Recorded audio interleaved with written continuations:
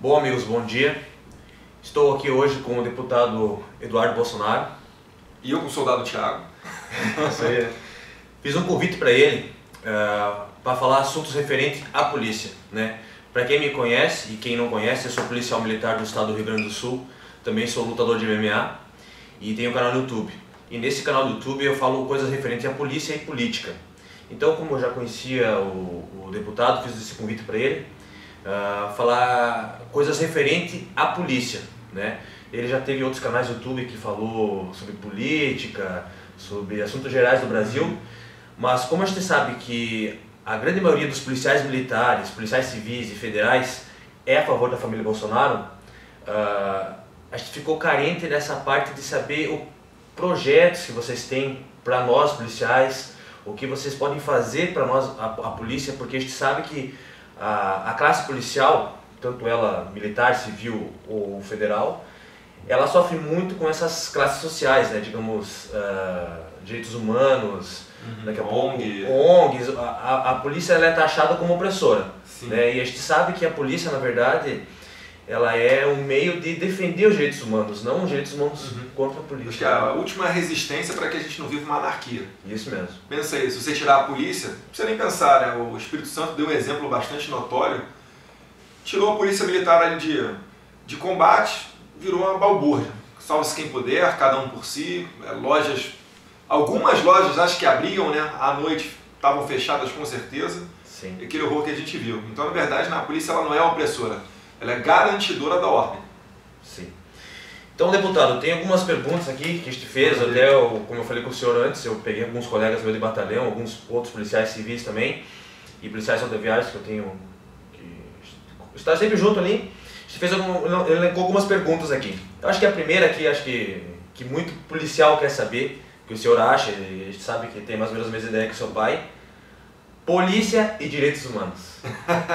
Acho que essa aqui é... Na verdade, direitos humanos não é uma coisa ruim, é uma coisa boa. O problema é que ele é totalmente deturpado hoje em dia e só se presta a defender o marginal. Por exemplo, se eu tivesse poder da caneta, eu colocaria alguém de direitos humanos como o Coronel Telhada, como o Sargento Faul. Por quê? Porque eu sei que eles iriam se preocupar com a vida do policial. Quando morre um policial, eu nunca vi ninguém de direitos humanos fazer um protesto, mobilizar. Assim, são coisas que não precisam nem de dinheiro, são atos, entendeu? Que levam ali um certo conforto da família, é prestar uma assistência psicológica, é chegar na viúva e falar, olha, você sabe como é que você faz para ter a sua pensão? Você quer uma ajuda? O Estado te oferece que gratuitamente um advogado de graça. Só que não. Hoje em dia, eu costumo até citar um caso que é bastante emblemático. Acredito que todos tenham visto aquele caso em 2007 ou 2008 do menino João L, que foi arrastado pelo lado de fora do carro, né? Num assalto. O pai não conseguiu tirar o filho de dentro do carro, ele ficou preso pelo cinto de segurança e foi arrastado até morrer do lado de fora do carro. Foram 8 quilômetros. Mas enfim, um desses vagabundos, que acabou parando lá na Fundação Casa, quando ele foi posto em liberdade, Thiago, ele se disse ameaçado pelos seus colegas de Fundação Casa. E o que ocorre? Aí uma ONG, chamada Projeto Legal, pegou ele e a família dele e mandou para a Europa, para proteger a vida dele. Eu te pergunto primeiro, quantos estudantes têm a possibilidade hoje em dia de ir para a Europa? O 01 de turma, aquele cara que, poxa, é promissor, pode se aperfeiçoar lá fora e retornar para gerar bons frutos no Brasil. Dificilmente você vai ver uma história dessa. Agora, esse moleque, por ter praticado um crime, fez isso. Foi lá para fora. E outra, é com o nosso dinheiro. Porque eu fui pesquisar no site da Transparência e vi lá repasses da Presidência da República, que a então presidente era Dilma, para a ONG Projeto Legal. Algumas coisas em torno de 4 milhões, outros repasses de 80 mil, 120 mil. Eu vou chutar aqui que deve dar uns 5, 6 milhões por ano para essa ONG aí. Então isso daí tem que acabar. Tem 5, 6 milhões? Primeiro, vamos ver a vítima do latrocínio, o policial que morreu em serviço. Essa é a nossa ordem de prioridade. E que hoje em dia é tão deturpada pelos direitos humanos. Vou dar um exemplo que eu vivi, né? Quem acompanha meu canal no YouTube viu que eu passei uma situação que um colega meu morreu, né, num assalto a banco e por pouco eu não estava junto. E, pô, ninguém dos direitos humanos foi lá ver a família dele. Né? A gente teve que fazer vaquinha para poder da passagem de volta, que aconteceu em Erechim, isso daí. A gente teve que fazer uma vaca entre nós, policiais, para ela poder voltar para Alegrete, que era a terra natal dele. E Alegrete dá 500 km de Erechim, ele nem trabalhava, ele morava, né? Então, para vocês verem como é complicado esse negócio de direitos humanos, né? Pô, quantas vezes eu já peguei estudante da Universidade Federal, disse, pô, você está abordando nós, os nossos direitos humanos, pô, cara, tu tá passando por uma abordagem só. Já querem jogar esse negócio de direitos humanos, né? Então, o pessoal ainda tem aquela visão que a polícia é opressora, mas, no meu ver, a polícia, ela é defensora de direitos humanos, né? Sim, com certeza. Lá na USP, quando esses maconheiros fizeram protesto e a polícia deu uma reduzida ali no campus da UF, a primeira coisa que aconteceu ali foi um arrastão. Bem feito! Se ferraram e tinham que se ferrar mesmo. Eu tenho pena só daquele estudante que não prega a saída da polícia e sofre com esse crime. Mas para aqueles maconheiros ali que querem fumar maconha em paz, querem cheirar, depois não vão poder reclamar de estupro, etc. Até porque eles normalmente apoiam esses governos desarmamentistas, que não dá nem a chance deles próprios se defender. Então tem que se fuder mesmo. É verdade. Próxima pergunta que eu quero fazer para o senhor aqui. Polícia pacificadora. Funciona ou não funciona? Lá, a ideia inicial era até boa, eu estava copiando um modelo de sucesso da Colômbia, né? Sim. Que era colocar as polícias dentro das comunidades que eram dominadas pelo tráfico. Mas logo depois de um tempo, como pôde-se perceber, virou uma politicagem. Acabou que o governador ia ali e colocava a polícia onde não precisava. É aquele negócio, né? Nunca coloca à frente da segurança pública quem entende realmente de segurança pública. Acaba virando moeda de troca, coloca ali uma comunidade onde ele tem um conhecido, não sei o que, para melhorar aquela situação. E o problema começou a ficar mais notório depois de 2010, com a invasão do alemão, né? Que a gente viu ali as tropas de todas as forças armadas. E, por exemplo, onde antes haviam 2.000 e poucos homens das forças armadas patrulhando, quando as forças armadas saíram, colocaram 600 policiais. Aí a bandidagem, quando ela sente que dá para se dar bem, um abraço. Aí vem com tudo. E hoje em dia não respeitam mais as unidades as unidades, né, de polícia pacificadora lá no Rio de Janeiro. E além disso, assim que eu assumi meu mandato, eu visitei com o meu irmão, que é deputado estadual lá no Rio de Janeiro, o Flávio Bolsonaro. A gente foi ver as condições das UPPs, em loco lá, a gente foi lá no Alemão. Eu te digo, acho que ali eu não trabalharia nem um dia, tio. Porque quando você vai andando pela comunidade, aquelas ruas mais estreitas, etc., a cada 20, 30 metros tinha uns 3 policiais. Esses policiais, além das lajes, eles podiam tomar tiros de diversas vielas. Então o que eles falavam? Poxa, deputado, aqui às vezes cai à noite, chega um menorzão ali, pega uma pistola, ele nem bota a cara, ele só bota o braço. Descarrega o carregador inteiro, sai correndo. Quando a gente corre atrás dele, ele entra numa casa, o próprio morador já fecha a porta e já fala, não tem prisão em flagrante, aqui só entra com mandado, a casa é asilo inviolável, sabe mais o artigo 5º do que nós aqui. Verdade. E acaba que o policial faz o quê? Ele espera a morte. Então assim, não raramente a gente vê que o Rio de Janeiro, em números proporcionais, é o estado que mais morrem policiais no país. Em números absolutos fica ali pau a pau com São Paulo, né? Sim. Mas em números proporcionais é o que mais morre. Então tem que fazer o quê? Tem que recolher e colocar realmente as unidades pacificadoras onde dá para colocar. Não é colocar para fazer politicagem. Não tem efetivo, eu não vou colocar o meu policial para morrer ali se eu fosse governador. Reduz e bota onde possa garantir realmente. Olha, aqui precisa de 200 homens, dá conta? Então vamos botar 250. Pum! E outra também, que é muito comum lá. Pegam um novinho que acaba de se formar para trabalhar nessas unidades de polícia pacificadora. Porque normalmente são unidades sem estrutura, às vezes são até containers que o pessoal trabalha. Sim. Imagina você, passou no concurso público, vai trabalhar num container. Bacana, né? Todo furado ainda. Então assim, colocar uma proteção balística, se o estado está quebrado, outra coisa, não é para colocar ali no container, então não coloca, meus caros. Deixa o tráfico ali então, reduz ali a área de atuação da polícia, porque não tem cabimento você colocar para o enfrentamento pessoas que vão morrer. É verdade, isso é complicado. Isso aí é questão de seriedade, é se colocar no lugar do policial, é pensar que ele pode estar o teu irmão, o teu filho, porque eles têm uma família. Eu estou falando só de alguns problemas. Se você colocar no YouTube aí, dá uma procurada, Eduardo Bolsonaro, Flávio Bolsonaro, Complexo do Alemão, você vai ver que nós entrevistamos diversos policiais, filmando apenas o boot deles, né, para não serem reconhecidos. E o que eles falam, na verdade, é isso, esse bate-papo que eu estou tendo com vocês aqui. É complicado. Outra coisa agora, deputados. Força Nacional. Muito se fala, né, da constitucionalidade da Força Nacional. Isso aí. E quando ela foi criada ali para ser mais ou menos a Guarda Bolivariana da Venezuela. Para quê? Para ser uma força federal.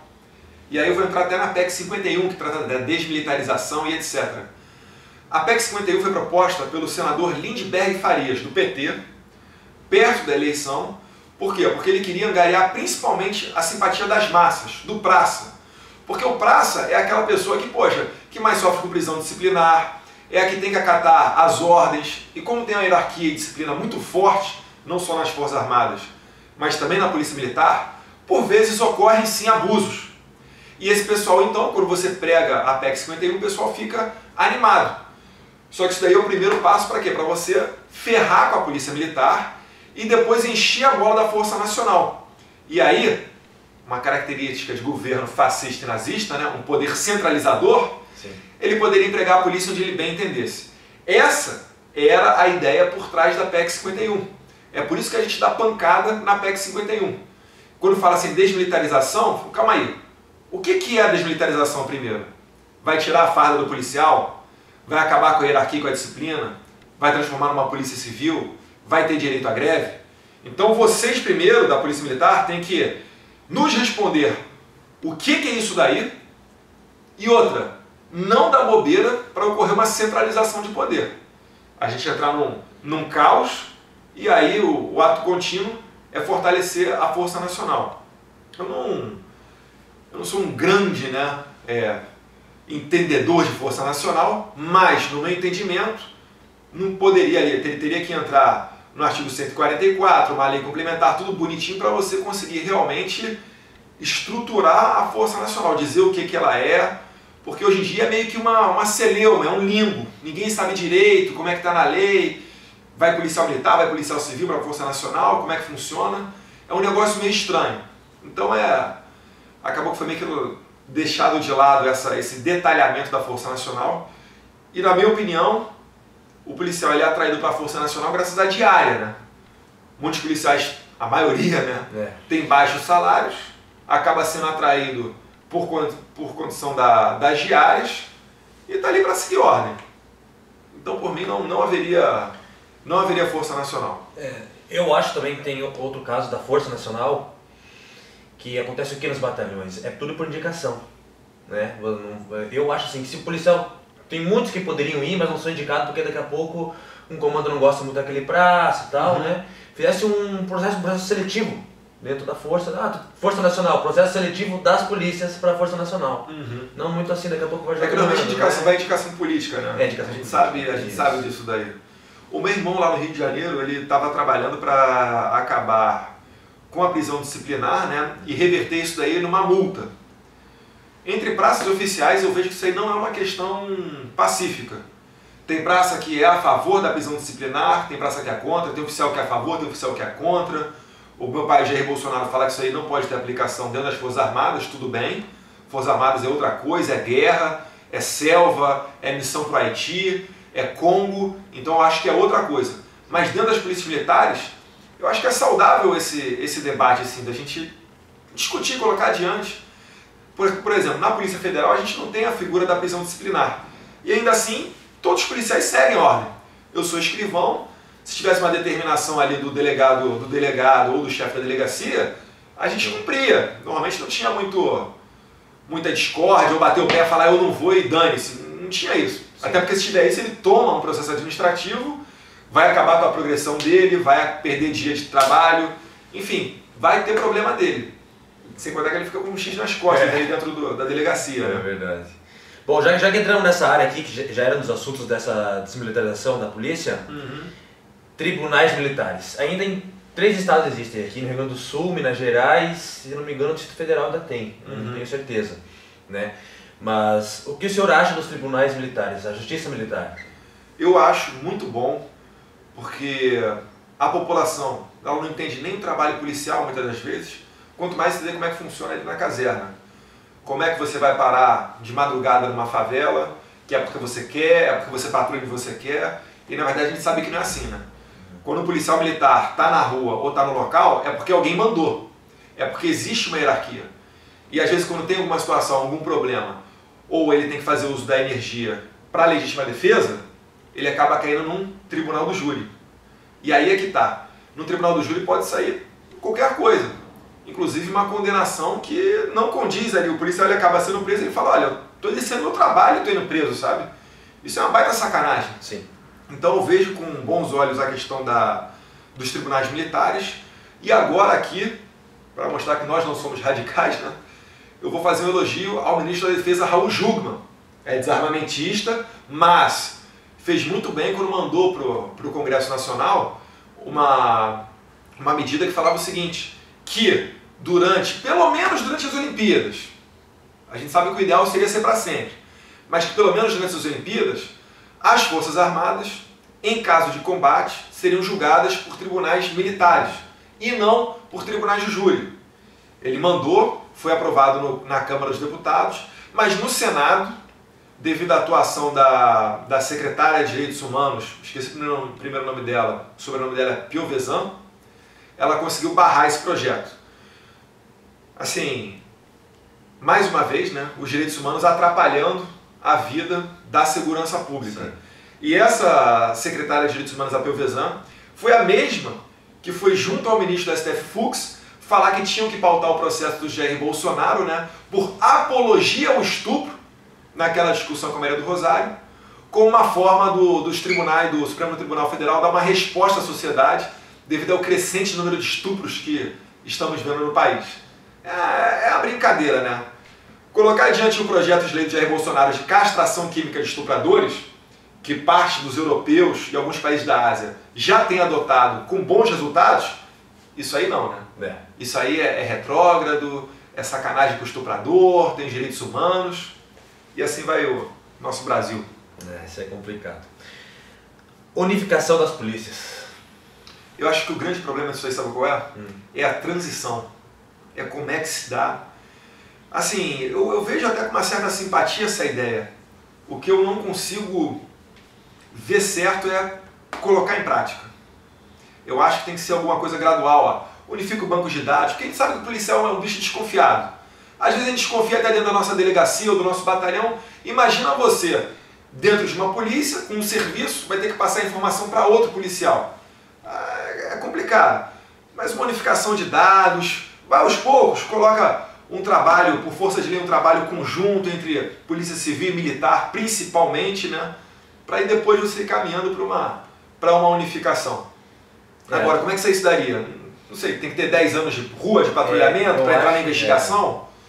A gente tem que pegar exemplo internacional. E aí eu prefiro deixar para alguém que realmente já Sim, verdade. tem o melhor entendimento. Até o próximo item seria mais esse aqui, o Sistema Integrado de Informações. Né? O que acontece muitas vezes, como eu trabalho quase na divisa com Santa Catarina, aqui no Rio Grande do Sul, se eu pegar um cara que é de Chapecó e eu abordar ele em Erval Grande, que é Rio Grande do Sul, eu não consigo acessar as ocorrências dele. Já aconteceu muitas vezes isso. Né? Então, se fizesse um sistema integrado com... aqui no Rio Grande do Sul, eu consigo ver lá no Acre o que o cara fez. Seria muito simples, um RG único também, né? Ia facilitar muito mais. É o sonho do Rick lá da Polícia Federal. Pô, ia ser muito bom isso aí, porque quem tá na rua sabe, tu vai abordar um cara, ele tem um RG no Rio Grande do Sul, em Santa Catarina, em São Paulo, tu vai saber o que o cara fez. Daqui a pouco o cara matou alguém, tá solto aí. E fica desse jeito. Né? Eu estive agora conversando com o Coronel Martinez de Santa Catarina, conversando sobre termo circunstanciado, que lá em São Paulo eu quero fazer que não só a Polícia Civil faça, mas também a Polícia Militar. Eu não vou entrar em detalhes aqui agora, né? Quem sabe seja até uma próxima pergunta. Mas ele apresentou um tablet, tem um programa ali, que em Santa Catarina eles estão com a previsão, acho que até o final do ano, de colocar em 100% das viaturas. E nesse tablet, você registrando um termo circunstanciado, para quem não entende, né? Termo circunstanciado é aquele crime de menor potencial ofensivo. É uma via de fato entre vizinhos, uma briga lá no futebol, uma discussão de bar, uma batida de carro, é coisa leve. Se você estiver registrando, Thiago, você joga lá os dados dele, nome completo, CPF, se tiver um mandado de prisão, ele já acusa. E aí esse sistema está sendo expandido também para Minas Gerais e Rondônia. E é muito barato. Em Santa Catarina custou só R$600 mil para colocar esse sistema e também passar para a Polícia Militar a atribuição de fazer o termo circunstanciado. Então quem sabe aí, dando um passo, um estado após outro estado, a gente não faça um banco único. E aí realmente, você lá em Erechim, registrou a ocorrência, se o cara tiver pedido lá no Acre, vai acusar ali, ó, pode prender que o juiz lá no Acre pediu ele. Até um dos assuntos que eu ia falar com o senhor é esse daí da Lei 9.999, né? Que a Brigada Militar ela foi a precursora, né? A gente faz as ocorrências. Sim, aqui no Rio Grande do Sul, a gente faz, bem dizer, 90% das ocorrências de menor potencial, a gente que faz, não passa para a delegacia, né? No meu ver, o que eu acho assim, alguma coisa seria legal, mas tu prende muito o policial ali. Daqui a pouco uma ocorrência maior, né? Agora que eu vou jogar nessa outra parte, das guardas municipais. Eu sou a favor de que a guarda também faça o TCO. Que a guarda municipal ficasse mais com esses serviços, né? Digamos, uma Maria da Penha, uma perturbação, né? E deixasse a polícia militar mais pro combate ao crime mais pesado, né? Até preservação da vida, homicídio, enfim. Eu concordo contigo, quando eu falo em termo circunstanciado, eu também passar para as guardas municipais. Isso. Bem lembrado. E eu esqueci de falar aqui, eu tenho uma agenda marcada lá em São Paulo para tratar desse assunto com algumas pessoas e com certeza o termo circunstanciado entra e a questão da guarda. E a gente fala muito polícia civil, polícia militar, né? Sim, até para valorizar as guardas, né? Porque, pô, tu sabe que a guarda tá lá na Constituição, beleza, mas ela tá meio restrita a certas coisas, tipo a patrimônio público só do município, algum patrulhamento. Tinha que expandir mais esse serviço da guarda, né? Sim. Que nem lá no que eu trabalho, não pode ter guarda ainda, né?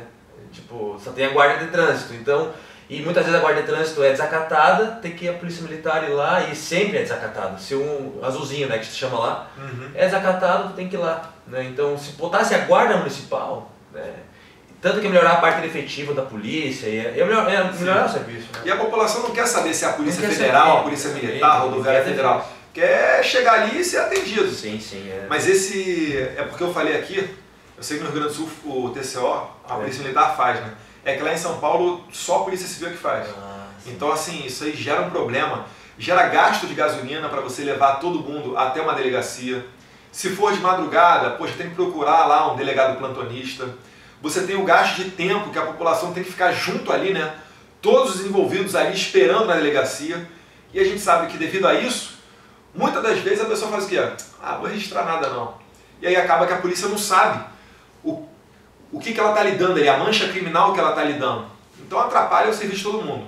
Com a polícia militar fazendo no primeiro momento ali, rapidinho, pega o depoimento de um, depoimento de outro, marcou a audiência, encerrou o caso, eu acho que é um primeiro passo muito bem-vindo, até para as economias, né? Gasolina, efetivo, um policial numa delegacia é uma área da cidade desguarnecida, só tem benefício. Deus quiser, a gente vai implantar lá em São Paulo.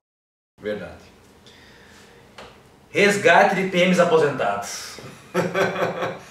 Olha, a gente está vendo aí uma crise em diversos estados, né? O Rio Grande do Sul aqui mesmo, né? Parcelamento da brigada, o Rio de Janeiro não é diferente. Brasília, ali, Distrito Federal, teve um tempinho que estava parcelando salário de parte também dos servidores distritais. Então, assim, eu acredito que possa ser uma saída. Agora, tem que ver ali a idade, né? Você não pode pegar um aposentado, né, de, poxa, 60 e tantos anos e jogar ele para patrulhar a rua. Até existem casos que tenha, né, uma pessoa dessa idade com bastante vigor físico, mas a gente sabe que não é a regra. Agora é ver o que ele poderia fazer, né? Pode ir para patrulhamento, serviço administrativo, paga um extra para ele para ver se consegue equilibrar, porque hoje em dia os estados eles não têm condição de abrir concurso público a toda hora. A gente sabe que é um problema a questão do efetivo, então eu vejo com bons olhos sim chamar aposentados. Só teria que ver certinho a função dele e não abrir a porta para você jogar um cara de 70 anos para a rua, que aí também é sacanagem com o cara. É mais ou menos isso daí. Não, tranquilo. Já que entramos nesse negócio de aposentados, a previdência para as polícias, né? Eu acho um absurdo, né, você não reconhecer a periculosidade para a polícia.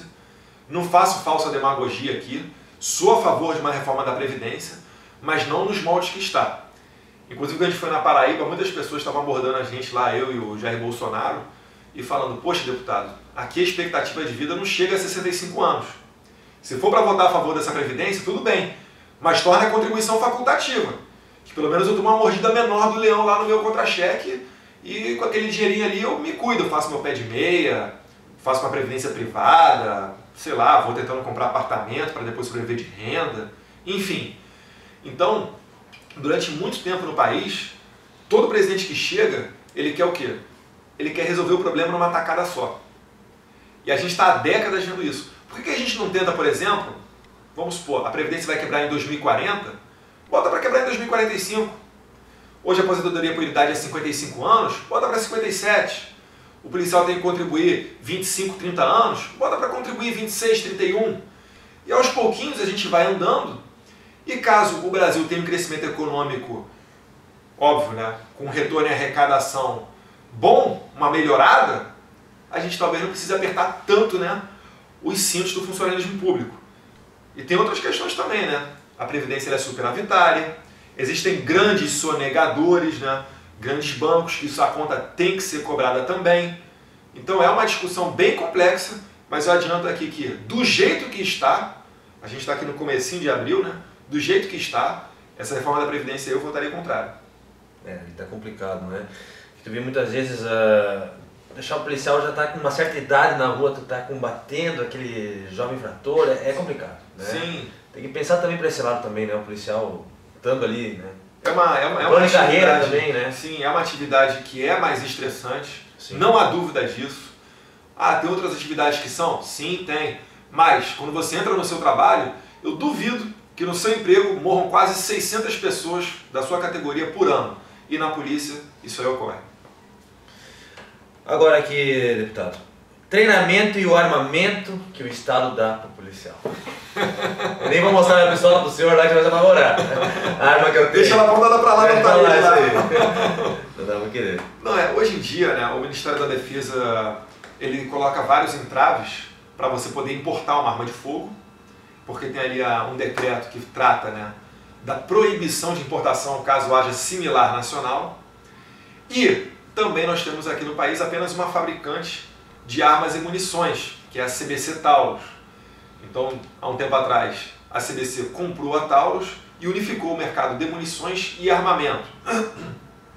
Primeiro, ainda que fosse a melhor empresa do mundo, eu seria a favor da quebra do monopólio, porque eu acredito que, primeiro, você tem que ter a liberdade de escolher o seu armamento, e segundo, a concorrência melhora a qualidade do produto. Tem alguns casos que a gente pega aí de ver o policial treinando, o ferrolho da pistola Taurus, pum, vai pra frente e cai. Isso ainda nem, eu acho que isso aí não pode nem ser considerado uma pane, porque uma pane você consegue sanar. Isso daí você está fora de combate. Acabou. Se tu tiver numa troca de tiro, numa situação um pouco mais vulnerável, isso aí é morte para você. Um abraço. Então o que eu prego? O fim do monopólio da Taurus, para que outras empresas de fora venham produzir aqui no Brasil. A Taurus fala, né? Ah, mas vai gerar desemprego. Não! Se essas empresas vierem produzir aqui, você vai gerar até mais emprego. Vai ter uma disputa pelo mercado, vai ter uma disputa por mão de obra, a tendência é melhorar o salário e, claro, melhorar o produto. Agora, já que só a Taurus produz, por que ela vai ter uma verificação de qualidade quando o produto sai dali? Ou uma verificação mais apurada do projeto, esse sistema híbrido aí da 24/7? Poxa, tá dando problema. Tem uma porrada de policial com tiro na perna, com tiro no pé, disparo acidental porque passou a viatura em cima da lombada. Enfim, não é um armamento seguro. Pergunta para o policial se ele curte esse armamento. E não é só a pistola. Tem também lá no BOP do Distrito Federal, submetralhadora SMT, algum número, se não me engano. Você vai dar tiro de 1 em 1, sai rajada. Você imagina lá no Rio de Janeiro um policial que vai dar um tiro numa troca de tiros, sai uma rajada, atinge lá um inocente. Como é que ele vai se explicar? E digo mais, numa audiência que teve na Câmara, Thiago, ano passado, a gente levou alguns peritos, porque tem muita perícia que fala que o problema não é da arma, o problema é da manutenção. Ainda joga a culpa para o policial. Sim. E aí os peritos falando, né, o que é comum ocorrer? Primeiro, o policial tem um disparo acidental, ele com medo de responder para aquele disparo, por mais que não tenha matado ninguém, ele vai no armeiro e conserta a arma. E depois disso, a arma é periciada. E aí fala que não tem defeito nenhum. Ou então, eles utilizam na perícia normas gerais. Por exemplo, Thiago, você está com a tua Taurus aqui, ela caiu no chão, teve um disparo acidental, atingiu a minha barriga, por exemplo. Aí a Taurus, ao invés de replicar numa perícia, né? Ao invés dessa perícia replicar as condições que ocorreram de fato, caiu a 1,5 metro de distância, num piso de concreto, provavelmente numa inclinação assim, a munição estava na câmara. Não. Sabe o que eles fazem? Pegam normas internacionais de testes de arma e replicam e refazem, né, os atos como se fosse naquele ambiente. Então é piso emborrachado, é a 50 centímetros de altura, e no final eles chegam à conclusão: olha, a arma realmente não tem problema nenhum, o problema ocorreu com o policial, estava com o dedo no gatilho, enfim. E aí a bomba fica para o policial responder, né? E é por isso que eu e o Major Olímpio, a gente encabeça lá a CPI da Taurus, para que a gente possa investigar esses casos com imparcialidade e poder encaminhar para o Ministério Público um relatório que retrate a verdade, e não relatórios que são feitos à base de muita suspeição, quem sabe ali, eu não posso dizer também, que eu não tenho como comprovar, né, algum tipo de pressão da Taurus, porque recentemente o tenente Castro, Polícia Militar do Goiás, que teve um disparo acidental, ele retirou do ar a página dele Vítimas da Taurus. E a gente sabe por quê, né? A gente sabe por que ele retirou. Então, assim, tem que ser levado a fundo esses casos aí e ser bem investigado. É por isso que eu sou a favor da CPI. Sim. Você sabe que o seu pai e você também é a favor dos colégios militares, né? Sim. Isso aí, eu também sou muito a favor disso. Isso ia mudar muita coisa se fosse assim. Mas aqui no Rio Grande do Sul e em Minas Gerais também tem um projeto que é o PROERD, né? Que é um projeto que o policial vai lá e passa uma educação sobre drogas para crianças. O que o senhor acha desse projeto do PROERD? Eu acho bacana, sim. Isso aí traz uma proximidade do policial com os alunos, assim como muitos vagabundos de direitos humanos tentam passar a ideia, né, de que a polícia é opressora, passa dever de casa para a molecada para fazer pichando policial, qualquer coisa, ou às vezes até ocorre, né, um erro ou algum vacilo do policial, pega aquele caso como emblemático para ficar dando a porrada, e dali formam-se black blocs, forma um pessoal que vai reclamar quando for abordado na rua. Então eu vejo com bons olhos o PROERD, sim. Às vezes o pessoal faz chacota, né? Ah, o polícia vai ficar lá brincando com a criancinha, tal. Mas olha, isso aí é a maneira de você aproximar. Para aquela criança crescer, pensando realmente que a polícia está ali para protegê-la, o policial é uma pessoa do bem, para alertar dos perigos da droga, né? Que fumar maconha não é legal. Nunca vi ninguém estudando com vestibular se enchendo de maconha para poder ter uma melhor absorção do conhecimento.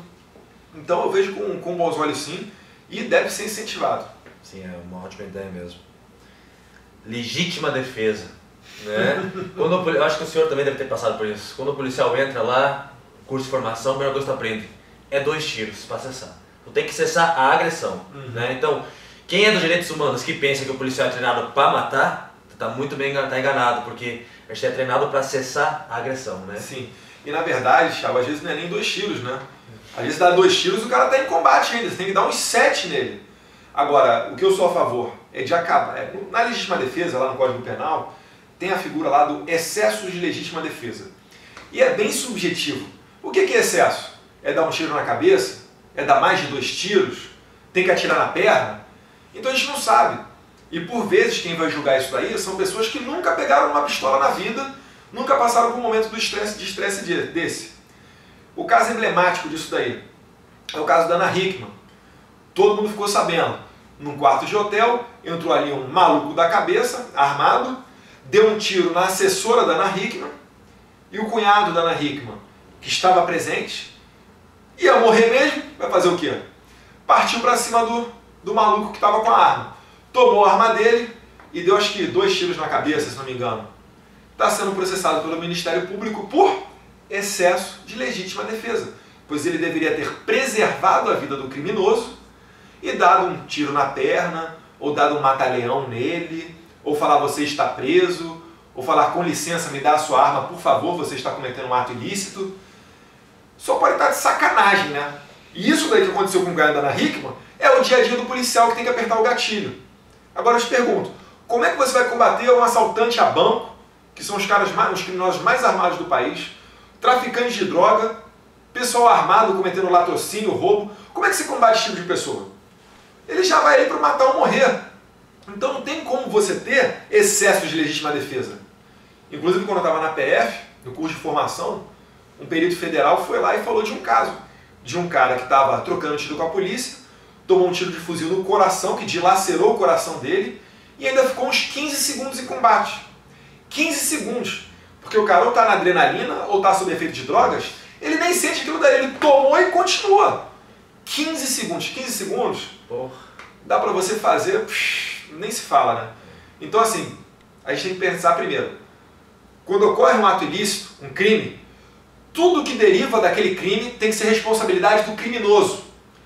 Então começou um assalto, a velhinha correu a rua para fugir, foi atropelada, aquele atropelamento ali é um homicídio que tem que cair na responsabilidade do criminoso. E hoje em dia, a nossa jurisdição não entende dessa maneira.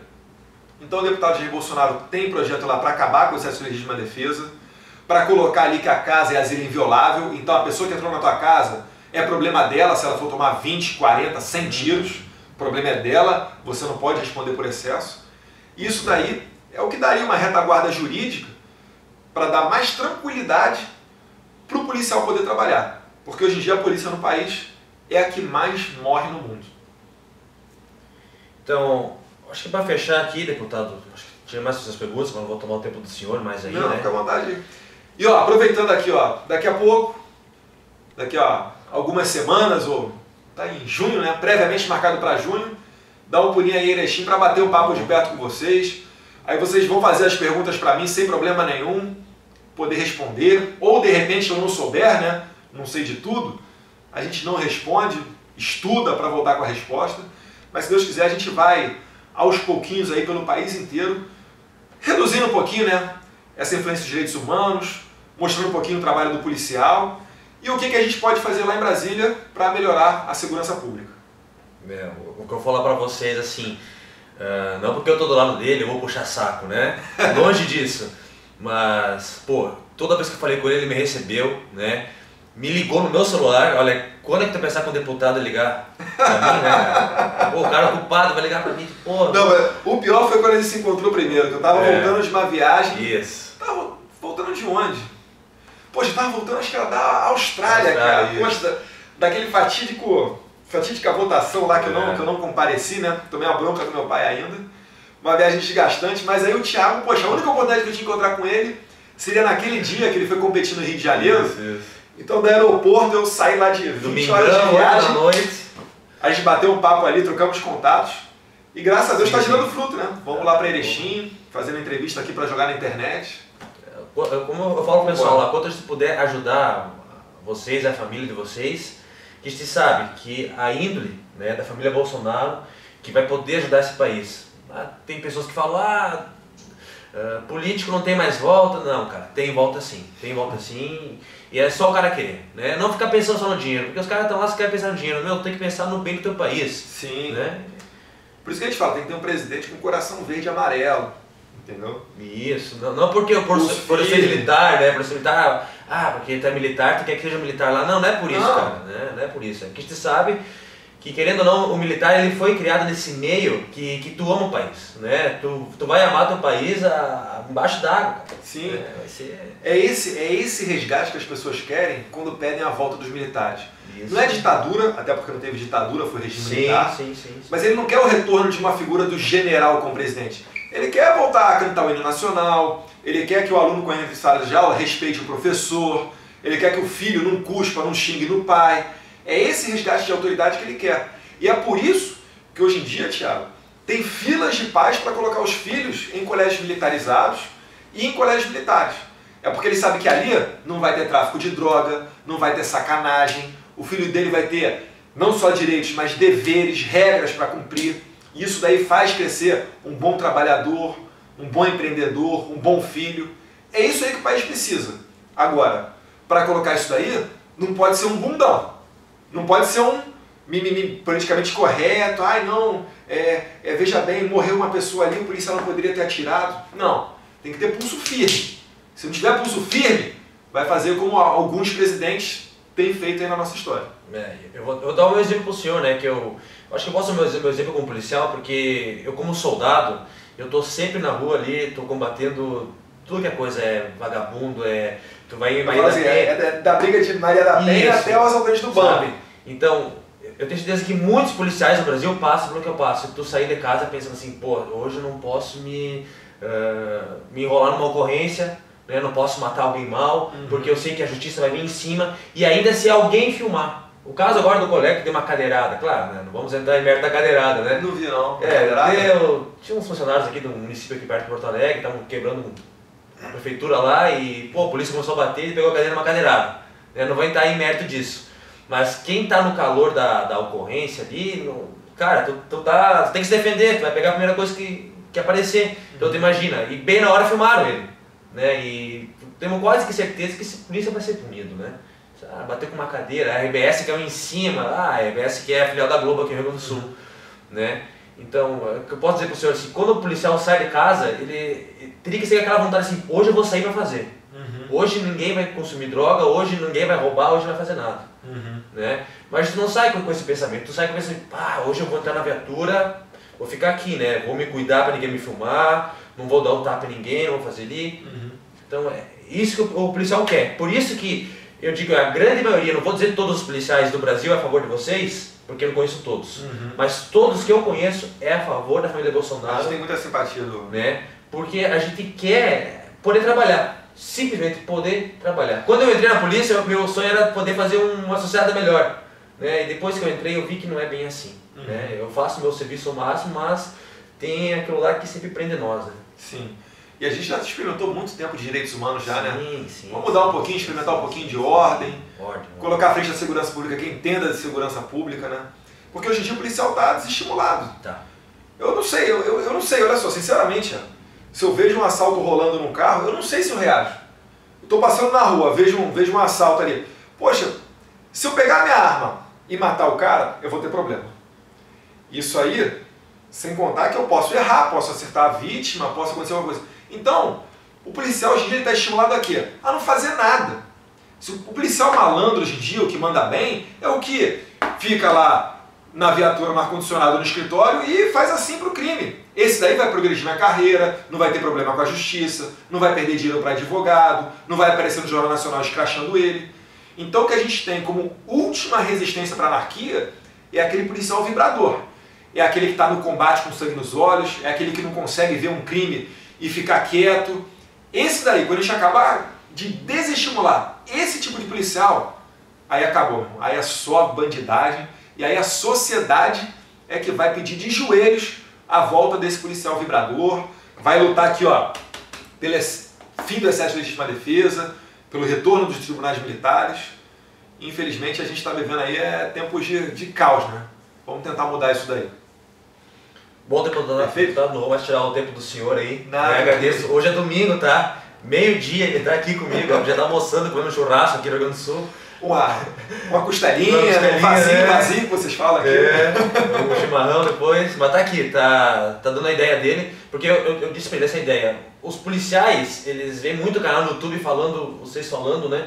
Mas eu tenho um canal do policial perguntando coisas pro policial, né? Eu senti a falta disso, então como eu agradeço muito o senhor por ter dado essa oportunidade de eu poder mostrar. Meu canal é pequeno ainda, né? Se Deus quiser poder crescer ainda, né? Não, o mais importante é que você não faça edição, corte. Não, isso aqui vai como tá. Eu prefiro mil vezes dar uma entrevista aqui para uma câmera que vá para a internet do que dar para um grande meio de comunicação que vai acabar comigo. Claro. A gente quer a verdade, não interessa como é que ela vai, em que meio que ela vai, né? Pode ir na Globo, né, que é difícil, ou no canalzinho pequeno do YouTube que nem o meu, né? Mas o importante é essa ideia que nós, os policiais, temos que se unir, tá? Temos que se unir, a nossa classe, para ajudar esses caras aqui, tá? Porque é eles que vão poder ajudar o nosso país. Porque se depender de esquerda ou Partido Comunista, né? Por favor, Rio Grande do Sul, não vote em Paulo Pimenta, Maria do Rosário, Luciana Genro. Votando nesse tipo de pessoa, vocês estão ferrando, não é só com a vida de vocês, não. É com a vida de todo mundo. Você quer ferrar com a sua vida, o problema é teu. Faz o que você quiser com o teu dinheiro e etc. Agora, ferrar a vida de todo mundo, aí eu acho que já é sacanagem.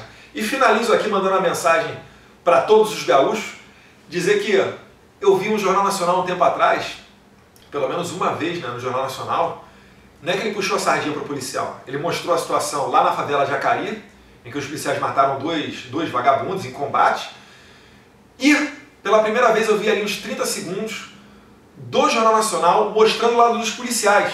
Incrível! Mostrando ali que quase 600, se você for contar a Força de Segurança Pública, né, quase 600 morrem por ano, da realidade que é difícil, né, da polícia, do combate, etc. Então, quem sabe, a gente esteja vivendo um momento de inflexão, até mesmo dentro da mídia, né? Acho que a própria imprensa, de repente, esteja aqui com a água batendo aqui em cima, vendo que essa política de direitos humanos faz mal a todo mundo. E eles da imprensa, lógico, cidadãos como são, vivem numa cidade, na sociedade, acabam sofrendo com essa violência também. Então, deixar esse registro aqui, agradecer o espaço, Thiago, e dizer que daqui a pouquinho, pessoal, a gente está em Erechim, hein? Bater um papo com vocês aí pertinho da fronteira com Santa Catarina. Tá? Deputado, tudo bom, senhor? Abração. Em 2018 estamos lá, forte. Isso aí, obrigado. Valeu.